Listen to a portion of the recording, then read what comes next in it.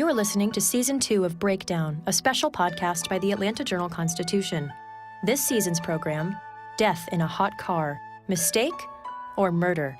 Go to myajc.com/breakdown for photos, videos, and additional background. Previously on Breakdown. Well, he was saying, oh my God, my son is dead. Oh my God. He was screaming, he was very hurt. I heard the desperate cries of a father who had just lost his son. The biggest mistake anyone can ever make is to think that this cannot happen to them. And that really is what people believe, but it's not true. He was having up to 6 different conversations with different women. The most common term would be sexting. Welcome to Episode 2 of Season 2 of Breakdown.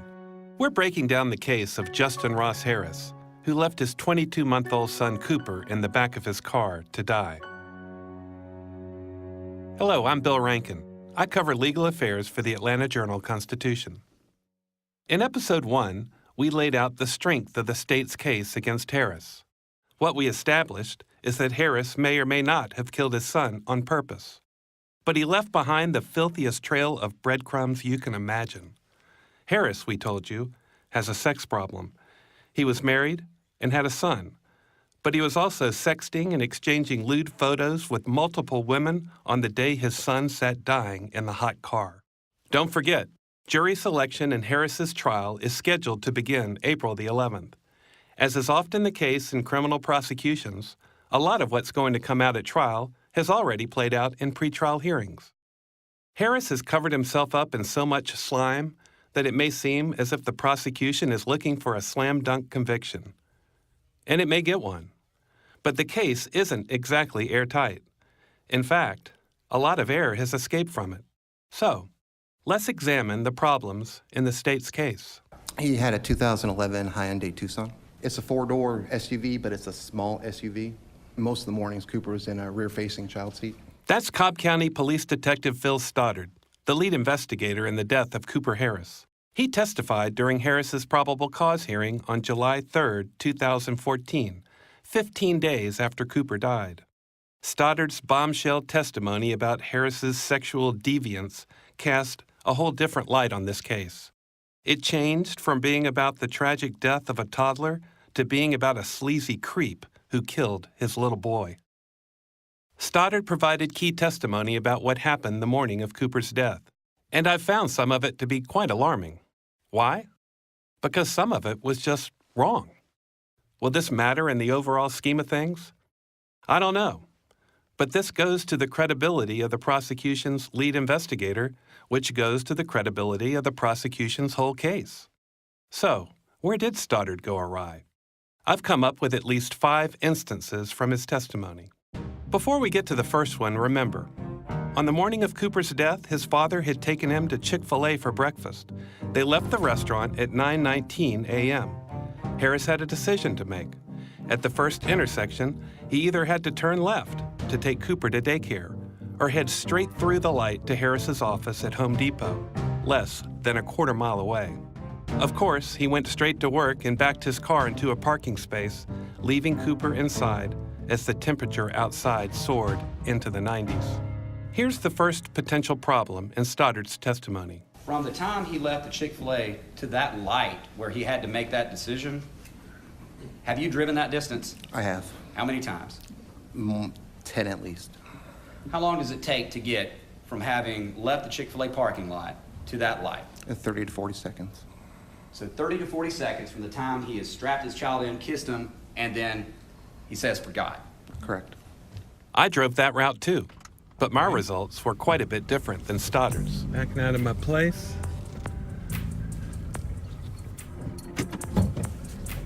I have to make a right turn onto Cumberland Parkway. Then I have to make a U-turn. I gotta wait for some traffic before I turn right. This is the actual unedited time of the drive. Okay, I'm at the U-turn. I made this drive at 9:45 a.m. That's about 25 minutes after Harris made it the day Cooper died. A lot of other people making U-turns too. That's It's an illegal U-turn. I'd rather not be doing this, but this is the way he drove it. There's a lot of traffic this morning. I've already been out here at least twice as long as Stoddard, and I'm not even finished yet. Still waiting, still waiting. Finally, the traffic cleared, and I could make the turn.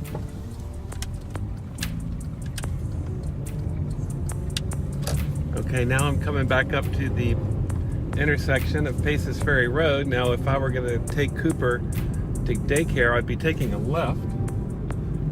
But instead, this morning, he goes straight. And here's the point of where I would stop. It's 1 minute and 52 seconds, where I would have either turned left or gone straight to his work. So there it is, 1 minute and 52 seconds. Stoddard averaged 30 to 40 seconds. I did it 4 times, and the trip time ranged from 1 minute 15 to almost 2 minutes. I'm not saying Stoddard's necessarily wrong. I don't know what time of day he made his test runs. But for me, on a busy weekday morning with a lot of traffic, the same conditions under which Harris would have been driving, I just couldn't make the trip nearly that fast. My times were double to 4 times longer than his. Here's point number 2. You talked about this U-turn and then going to a light where you make a decision to either go to work or turn to the daycare. Yes, sir. Okay. The U-turn, about how far is it to get from the Chick-fil-A to this U-turn? Seconds. When you get to this U-turn, what direction would he have had to turn to see the oncoming traffic and then make the U-turn? It's a left-hand U-turn. He would have had to look to his right. And what is to his right? It would have been the car seat, which is visible in between the 2 seats. Not really. You're driving down Cumberland Parkway from Chick-fil-A. When you make that U-turn, you're not looking to your right, as Stoddard testified. At least I wasn't. You're looking straight ahead. First, to see whether the way is clear for you to do the U-turn. If you look to your right, you stand a good chance of getting hit. Why? Because when you're making that U-turn, there are cars making a right turn onto the roadway right where you're making the U-turn. You have to look left at those cars to make sure you don't have a wreck. You don't look to your right. Now, that doesn't mean that Ross Harris didn't notice his son, or even that he didn't know his son was there. But it does mean that Stoddard's testimony might have been a bit misleading. Visualizing it makes no sense. That's criminal defense attorney Jack Martin. He represented Richard Jewell. He was a suspect in the bombing during the 1996 Olympics in Atlanta. Jewell was cleared of wrongdoing. Martin says he can't understand why Stoddard testified that Harris must have seen his son when making that U-turn. Because if you were turning left and there was traffic, oncoming traffic, your focus is going to be on the traffic coming towards you.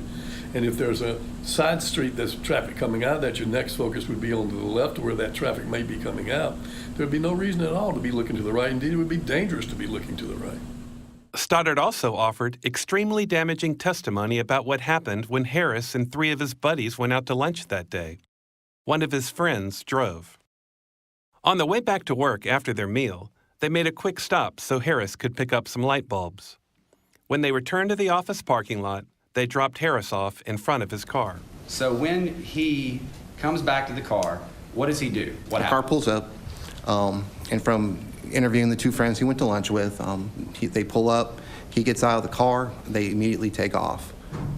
You can see him walk up to the car. He approaches the car from the driver's side, approaches his car, opens up the driver's side door, and he kind of tosses the light bulbs inside. He's all the way inside the frame, but he just kind of tosses the light bulbs inside the car.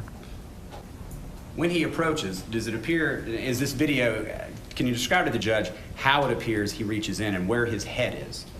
When he reaches in, he comes up, he opens up the door, and as he's reaching in, he kind of turns his head a little bit. He's in there, he has a clear view, and he kind of turns his head and then just tosses the light bulbs into the car. That was one of Stoddard's most damaging statements of the day because it indicates that Harris had to have seen Cooper inside the car and did nothing about it. Damaging. And also completely wrong. I've watched the Home Depot security video of the office parking lot that day. You can see Harris's friend drop Harris off near his SUV, and you can see Harris walk up to his car. What the tape then shows is that Harris's eyes remained above the SUV's roofline as he tossed the light bulbs into the front seat. Stoddard, you recall, said, quote, "He's all the way inside the frame," unquote. I can't for the life of me understand how he could say that. It's just flat out wrong. Harris was never all the way inside the frame. Only his arm and shoulder reached inside the SUV. The video shows that it took 3 seconds for him to open the door, toss the light bulbs inside, and then close the door. Jack Martin, who is not involved in the Harris case, said if Stoddard's testimony went unchallenged, it would have been devastating. Well, if the defense is that he did not know or had forgotten that his son was in the car, it would be terribly incriminating for them to prove that he had his head inside the car with a clear view of his son in the back seat at lunchtime. That would completely refute that defense. So it would be incredibly incriminating fact and might be the end of any possible defense on that. Let's listen as Prosecutor Chuck Boring continues his questioning of Stoddard. He shuts the door, turns around, and immediately starts walking into the Home Depot. At some point as he's walking back away from that car, does anyone else walk by him, and how does he react? Yeah, it appears we'll say that's another person, passes him walking towards his car as he's walking away from his car. As that person approaches him, he stops. He kind of stands there for a little bit as the guy walks past him. You can see that man walk up towards his car. He starts a little bit. Justin starts a little bit. He stops. The guy walks past the car, and then Justin gets on the phone and goes inside the Home Depot. The video does show Harris pass a man who is walking toward the car. In fact, the man walks through the open parking space next to Harris's SUV. He passes within 3 or 4 feet of the vehicle. If he had turned his head and glanced inside the SUV, he almost certainly would have seen Cooper. The video also shows that Harris does not appear to be paying attention to that person. He does stop briefly, but his eyes are on his cell phone, which he pokes at with his free hand. We can guess what he was doing, and we can also guess how distracting that might have been. He never looks back at the man who walked past his car. Harris also walks past another man who is headed in the direction of his car. For a second time, Harris does not seem to notice the passerby. Here's Jack Martin again. Well, similarly, it's the same thing. It would be as if he was worried that somebody would notice that his son was in the back seat of the car. And that shows the suspicious behavior which contradicts his defense. You know, another thought is that if, in fact, he did see his son back in the car, and if his plan was at that point to say, oh my God, I made this terrible mistake, why not do it then? Why not make that statement at that point? Now we come to the fifth and final discrepancy, what Stoddard called the smell of death. Harris left his office at 4:15 that day to meet his friends for a 5 o'clock movie. He got into his car with the body of Cooper inside, and he drove 2 miles. It was at this point, Harris has told police, that he first realized his son was still in the car seat. He turned into Acres Mill Square Shopping Center, screeched to a halt, and pulled his lifeless son out of the car. This is the point that has always made me think that Harris must have known his son was in the car when he got into it at 4:15. And that's because of Stoddard's testimony at the probable cause hearing. Did you speak with Lieutenant Farrell in this case? I did. Lieutenant Farrell, what's his job? Lieutenant Farrell's my immediate supervisor, unit commander. Now, did he approach the car at any point at the scene? He did. About how long after the defendant had pulled over? Over an hour. And when he approached the car and stuck his head in, did he stick his head in? He did. When he did that, was there anything of note that he noticed an hour and 20 minutes after with the door open? Yeah, there was a foul odor or a stench coming from the vehicle. Now, did you actually access that vehicle later as well? I did. And you went inside that vehicle hours later. Did you notice anything? Yeah, it smelled like it was a foul odor. It smelled like decomposition or death. This seems indisputable. Cooper would have been dead about 5 hours when his father got into the car at 4:15, Cobb police have said. If there was a stench in the vehicle, Harris would have noticed it immediately. If he had, then why did he drive 2 miles down the road before claiming to notice his son? Was that all just an act for the police? The implication is that Harris knew his son was dead when he got into the car and faked up the sudden discovery 2 miles later. I'm saying there's a good chance he didn't smell anything because there wasn't anything to smell. That's Dr. Joe Burton. For 25 years, he was chief medical examiner for much of Metro Atlanta. In his time, Burton figures he has performed 10,000 autopsies. He now works as a private consultant on death cases. I doubt if he would smell anything because you've got to get bacterial growth is what causes the smell. It's methane that you're smelling. It's from the actual rotting of your body. 5 hours later, the body's beginning to decompose, but it's not to the point you would really probably smell anything, even in the heat. If it was a big old fat person, you might, but this baby has very little body fat, and that's what smells the worst, is the decomposing body fat. It would surprise me if the child smelled enough that you would notice it when you got in, especially if you immediately turned on the air conditioner. Turn on the air conditioner, it blows everything away from your face, because that's where I've got mine aimed, is at my face, all the vents. I then told Burton what Stoddard said he smelled, decomposition or death. I've done 10,000 autopsies. If you asked me, Dr. Burton, what does death smell like, I couldn't tell you. I think it's also important to let you know what the Cobb County Medical Examiner's autopsy report said about Cooper Harris. It noted that while Cooper's disposable diaper had the presence of urine, it made no mention of the presence of feces, which certainly would have smelled if left in the hot car for hours. To double-check about whether Ross Harris would have been confronted with an overpowering foul odor, I also talked to Dr. Donald Ray. Now retired, Ray served 23 years as King County's chief medical examiner in Seattle. He also taught pathology at the University of Washington. He concurred fully with Burton's assessment. No, I don't think there would be a terrible odor. There may have been some sort of odor, but it would not be the typical odor that you would associate with decomposition. Decomposition, which really creates the odor, usually takes about 24 hours to develop. As for whether someone could smell decomposition or death? No, I don't. I think that's too early for that. So we've just poked holes, some of them gaping, in the initial evidence laid out by the prosecution in the case of Justin Ross Harris. Defense attorney Jack Martin says he can't understand how prosecutors would let this happen. You know, the thing about it, the prosecution has a pretty simple case. I mean, they have a terrible case here where a man's son died in the most horrible way. I mean, at the very minimum, it's negligence, it seems. But instead of just going by what the facts really show, they always try to exaggerate, to make it even worse than it really is. Instead of just being honest with the facts, let the facts go where they lead you, they instead try to make it even worse than it really is, unnecessarily. It's just a habitual problem with law enforcement. Even more evidence that is favorable to Harris has come out during a series of pretrial hearings.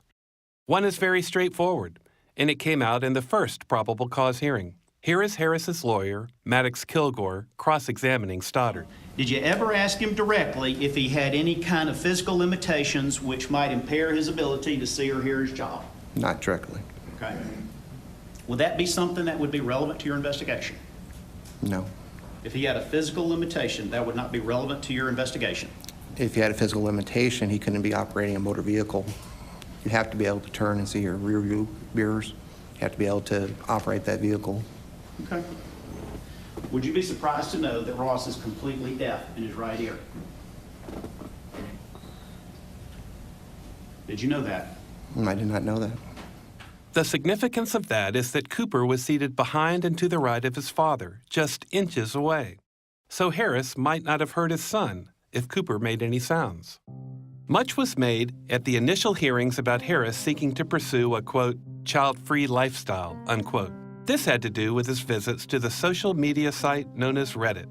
Reddit is a vast website divided into subreddits, or individual categories or interests. One of these subreddits was called Child-Free, which Harris visited. This would seem to give the prosecution a clear motive for Ross Harris to kill his son. I know.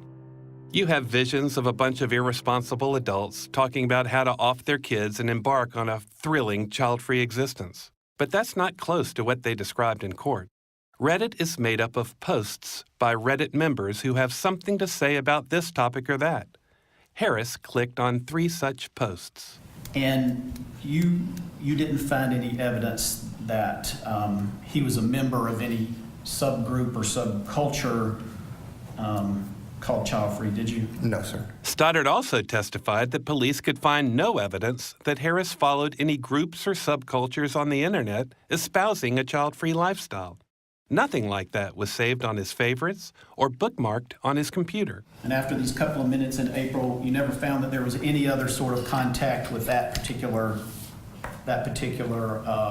topic? No, sir. No evidence was located. All right.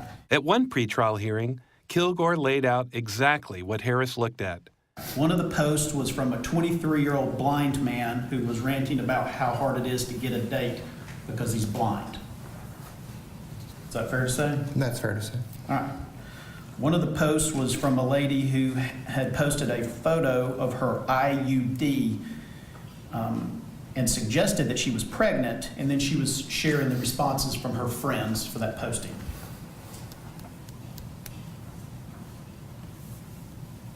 Is that a fair characterization of what it was? That's fair. Okay. And then the third one was from a young lady who was speaking with a family member who was apparently had just gotten out of prison. And this family member was trying to talk her into having a baby and then giving it to the parolee. Is that a fair characterization? Yes, sir. Why was this such a big deal? Kilgore wanted to know. All right. So when we heard about child-free as relates to motive, is that what you were talking about? That's the side I was talking about, yes. That's it. Okay. None of that suggests that he adheres to some philosophy of murdering his child, does it? No, sir. No. But it sounded good in the probable cause hearing, didn't it? It sounds good now. It's still a child-free site that he went to. Sure. He clicked on multiple times. Curious, maybe? Maybes. Maybes. And here's something else that came out in one of those pretrial hearings, something most curious. Some of the women Harris met during his online philandering came to his defense after he was charged with Cooper's murder. He may have wanted to have sex with them, they said, but he loved his little boy. It's the state's position that all of this sexually related evidence is somehow evidence of motive. But in reviewing the discovery and listening to these interviews, his communications with these other women demonstrate only love and pride in his son, Cooper. In one court hearing, Kilgore provided specific examples.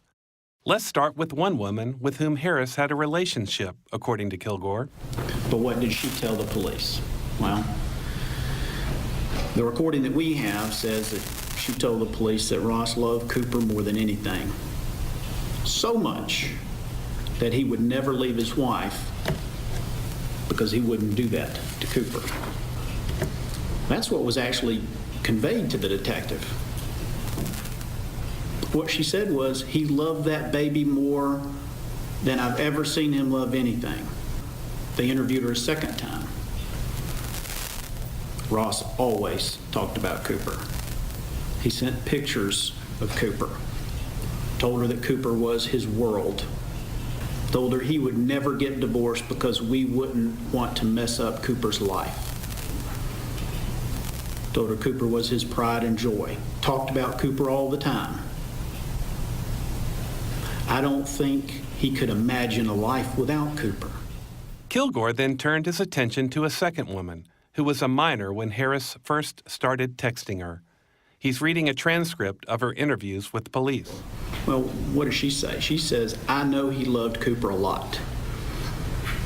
I don't know how to show you. I mean, if there is any other way I can prove to you that he would never do anything to harm Cooper. He talked about Cooper wanting to go to the University of Alabama. He talked about how smart Cooper was. Can I tell you one more thing? Can I do anything to defend him? Not because he's my friend, but because I honestly don't believe he could do something like that. Just let me know, okay? She was interviewed a second time, and when asked if Ross would say he wanted to end his relationship with his wife, her recorded response was no, never. He said he would never leave her. Here's even another woman with whom Harris exchanged messages of a sexual nature on a private messaging app. 3 weeks before Cooper's death, Ross communicated with this person about his son and characterized Cooper as perfect. 2 months before Cooper's death, Ross communicated with this person by describing his relationship with his wife as great and characterized his son, Cooper, as the best ever. He's the best. The individuals that I've just addressed here, these are the folks. These are the folks that the state says Mr. Harris is communicating with that demonstrates he wants to get rid of his son. These are the folks. And now we turn to the Whisper campaign. One of Harris's preferred tools for hooking up was an online social platform called Whisper. Stoddard explains the world of Whisper during a hearing. Whisper is a social media site. People were able to put, they call them Whisper, their text or posts that they can post supposedly anonymously. And they can just say whatever you want to say. Anybody out there having a bad day, anybody want to have sex, and does the whole range. And what they'll do is they'll put a whisper out there, and it's usually locally. They go by the phone GPS, and they try and keep it within a localized area. So when you're whispering and talking to people, normally it's within a certain location. These people are pretty close to you. Did the defendant utilize this Whisper application? Yes, he did. Okay. How often? There are over 5,000 Whisper conversations and 40,000 actual texts on his phone. At one pretrial hearing, Stoddard grudgingly owned up to making a wrong assumption in the early days of the investigation. Remember what the initial Whisper post said? "I hate being married with kids. The novelty has worn off, and I have nothing to show for it." During the hearing, Kilgore asked Stoddard, "Did you initially believe Harris made the 'I hate being married with kids' post?" That's not correct. It's not correct. Not correct. You did not believe that he posted that. Mm-mm. Okay. You never thought. Well, when we first saw it, Mr. Kilgore, yes, there was I did suspect that he had written it and posted it, but we did send out a court order to Whisper, and after receiving it back, now of course it's anonymous, you don't get the person's name, but when we received it back and due to the number of posts she had made and location that it was showing from, it's believed that someone else posted that. Right. And you learned that fairly recently. No. All right. Bottom line is, you were wrong. I was not. You were wrong. You thought that he typed this out, and that's what you were proceeding under. You were wrong. At the very beginning, there was a chance that he typed it. We didn't know. Ashley Merchant is a criminal defense attorney in Marietta who has closely followed this case. Although she has no connection to it, she is decidedly among those who find it hard to believe Harris intentionally killed his son. Every time you look at this, you just keep thinking that there's got to be something more. What am I missing? How is this murder?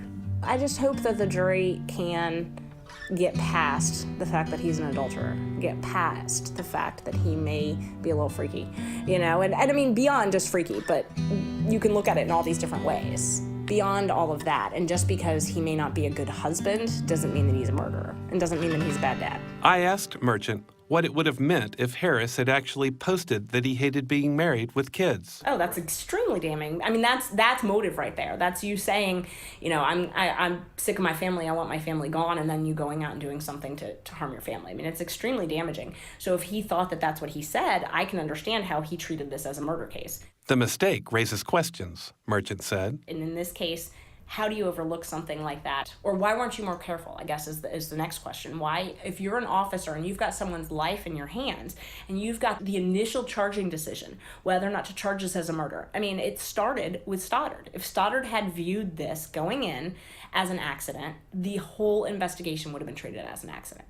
And because he made that, whatever you want to call it, mistake, because he made that mistake, the whole case turned into a murder case. Cobb County authorities assert that they have a lot of reasons to believe that Harris intended to kill his son, that their whole case doesn't turn on something that turned out to be a mistake.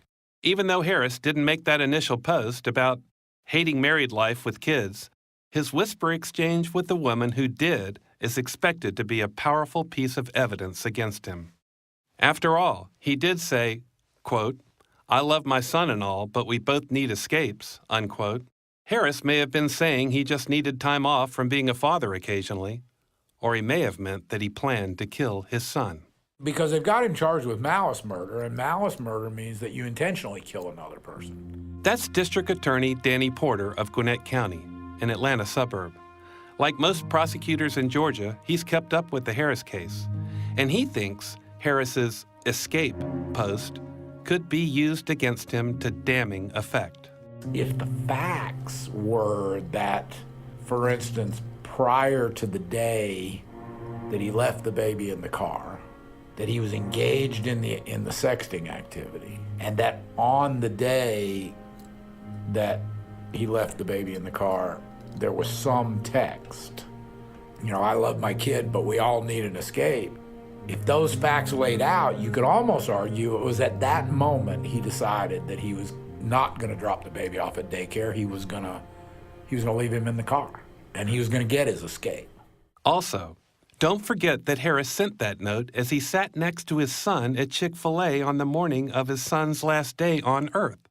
He claims he forgot Cooper was in the car when he left the restaurant and went to work. At the very least, the text shows that he was thinking about Cooper only moments before he claims to have forgotten all about him. So it's not surprising Kilgore has done all he can to try to punch holes in that statement whenever it comes up in court. In one of Harris's actual posts, he said that his wife gets upset when he wants to go out with friends.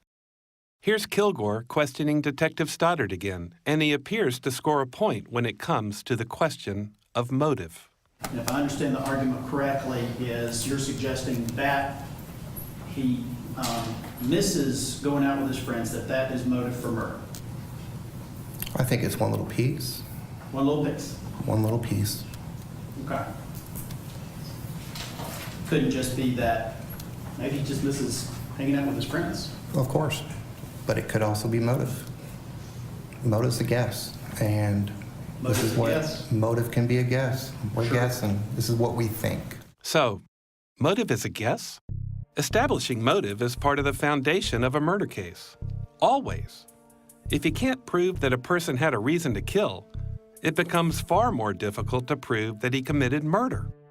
In the Harris case, the state's assertions of motive are amorphous and indeed have evolved. First, the state suggested that Harris killed his son to collect insurance money. Then, it posited that Harris and his wife Leanna conspired to kill their boy. Suspicion rapidly moved away from Leanna. Then the state came up with the child-free lifestyle motive. From everything I've looked at and from everyone I've talked to, there appears to be no smoking gun in the Harris case. And Ashley Merchant makes this point in Harris's favor because he's unlike most criminal defendants. I mean, for me, I think it doesn't make sense because he's an IT guy. He's a smart guy. So you don't have a defendant, which we often have, who has a low IQ and maybe isn't smart enough to figure things like that out. You've got a very smart, IT-savvy defendant who is going to know if he's planning on killing his child that the authorities are going to go and look. They're going to go look at his phone. They're going to look at his computer. And he's at his office computer doing this. He's on his own personal cell phone. So it tells me that he didn't plan on killing his child, because had he planned on that, he probably would have been more careful about using his own phone, his own computer to do all these activities that, where he's out sexting people. He wouldn't want them to know that. So he'd take a little bit more of an effort to try and hide that activity. We'll talk a lot more about trial strategy in episode 3, but I can predict this with certainty. Prosecutor Boring is going to hammer Harris over and over and over again with the proof of his infidelities and his bizarre secret life, sending tens of thousands of text messages. I can also predict that this will have a devastating effect on the jury. The suggestion that Harris wanted to be free of his family and swing with multiple partners may be enough to set that jury against him. Here's Boring in court talking about the picture Harris paints of himself in his texting and sexting. He says numerous times, and you'll see this in the argument when we make argument, he refers to himself as a sex addict, or that he is addicted to sex and cannot get enough of this and enough women. He says at one point that one post, he misses being single, just wants to go out and do things, not that language, but with a lot of girls, get drunk and have fun. Boring has made it a point to highlight one exchange from Harris's gigantic texting archive, and you'll be hearing about it again in the trial. He talks about being the guitarist in a church. While they're in the middle of this conversation, they've had sexual conversations back and forth. He brings up that he's a guitarist in the church. She responds, quote, "But you still exercise the thought of being with someone else when you're married?" The defendant responds, "Yep." She then asks him, "Does your conscience ever kick in?" He responds, "Nope." The person, CH, then asks, "What are you going to do about it?" And at that point he says, "I don't know." This is 2 weeks before Cooper's death. Next on Breakdown, the slippery definition of criminal negligence and Leanna Harris, betrayed by her husband, vilified on social media. Did his wife ever say anything to him about what he said to police? She asked him, she had him sit down, and he starts going through this, and she looks at him, she's like, "Well, did you say too much?" Season 2 of Breakdown, Death in a Hot Car, Mistake or Murder, is a production of the Atlanta Journal-Constitution. The story is reported and told by Bill Rankin, produced by Richard Hallex. Audio production by Chris Basta of Bare Knuckles Creative. The music for Breakdown was composed and performed by Bo Emerson, Chris Nicholson, and Chris Basta. Special thanks to Bert Roten, Ross Cavett, Chris Nicholson, and Buddy Hall.